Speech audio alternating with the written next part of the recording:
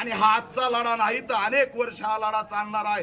तो लढा खांद्याला खांदा लावून हा भीमसैनिक तुमच्या दिल्याशिवाय राहणार नाही, हे सुद्धा या माध्यमातून मी जाहीर केलंय। आणि पुन्हा एकदा मोठं आव्हान करतोय की देवेंद्र फडणवीस असतील, एकनाथ शिंदे असतील, अजित पवार असतील, मनोज जरांगेंना एकटं पाडू नका। मनोज दादा जरांगेंना एकटं पाडू नका। मनोज दादा बोलत नाही म्हणून लक्ष्मण हाकेला काही बोलायला लावू नका।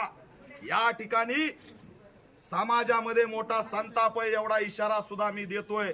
आपल्याला या माध्यमातून मी जाहीर करतो की आज एका आंदोलकावरती काय अवस्था आणलेली आहे।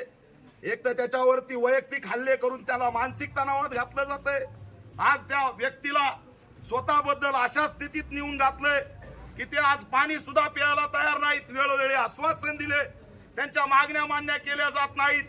असंच झालं होतं 8 वर्षापूर्वी, 10 वर्षापूर्वी हैदराबादला रोहित